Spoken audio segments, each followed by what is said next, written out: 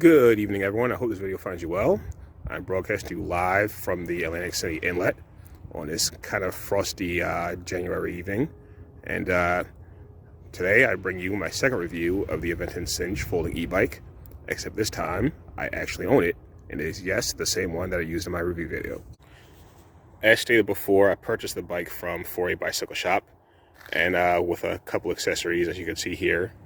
Basically, I got the biggest, fattest, longest U-lock I could find, as these are a little bit larger than normal fat tires. They're not quite like the smooth ones that my Beria has. They're probably, I'm going to say they're probably 4.5 inches. I haven't looked at the exact size, maybe 5 inches, but definitely fatter and definitely a noticeable difference.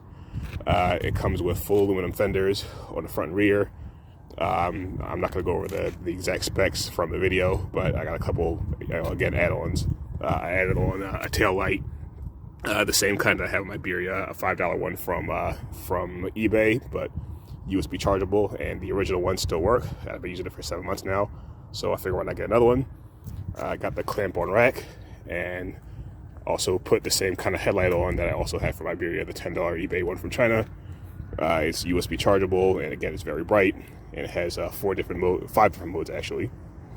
And I don't know if you people can notice or not. Anyone that has a bike can see this is not the factory Aventon handlebar.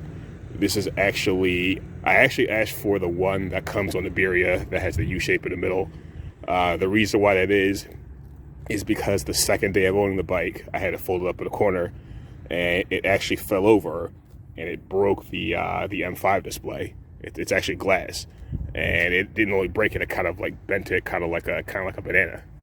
So I had to get a new one ordered. It was decommissioned for a while, and I asked Mike if he could put on a U-shaped handlebar similar to the one that the Beria has, so that this isn't exactly the highest point of contact anymore if it ever falls over. And I haven't dropped it again yet. I'm not gonna test it out, but hopefully, if it does happen again, that'll better protect it from breaking in half again. I haven't seen the bill, but I am sure it's very expensive. And the cup holder came with it from Aventon. It was up here. I relocated it down here to put the headlight, and a little bit more of a cleaner look I wanted also. Believe it or not, this is actually probably the best place you could ever have a cup holder, is somewhere around here. Again, with my height and weight, I'm 6'2" and 240 pounds, and this is absolutely positively the most comfortable place that you could put it. I'm very satisfied with the new handlebar. It really rides just like a little mini motorcycle. It feels almost like a chopper now, because this is actually a little bit wider than the Beria one, but it's got the same U shape and probably the same dimensions to it. I was a little worried that it'd be too wide to fit in the house, because I do have to bring it in one piece before I fold it up, but I am very satisfied with that, so kudos to that one. I unlocked the top speed, so I hit 28 miles per hour on it. It is as fast as the level and the Pace 500, although you do got to pedal it a little bit harder to get up the same speed. Again, I'm very happy with the front shock absorber. Major difference between the fatter, knobbier tires, and also with the front shock absorber, and it's surprisingly light.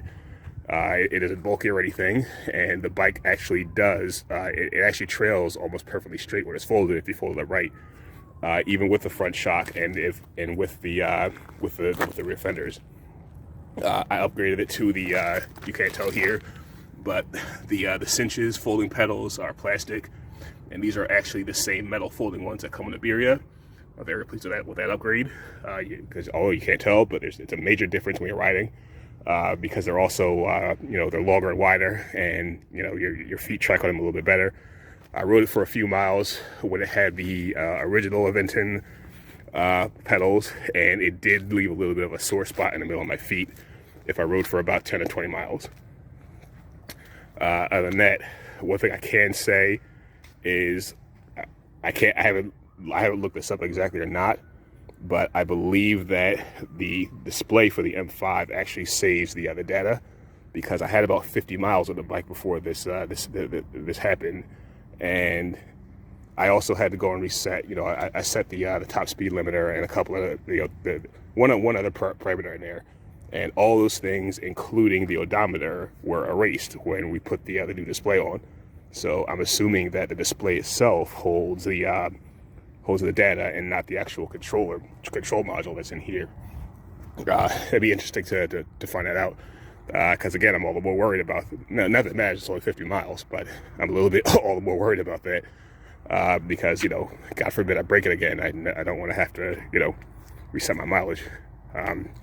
But first 56, you know, 60 miles, I'm very pleased. You definitely see the difference with having a 48 volt setup than a 36 volt.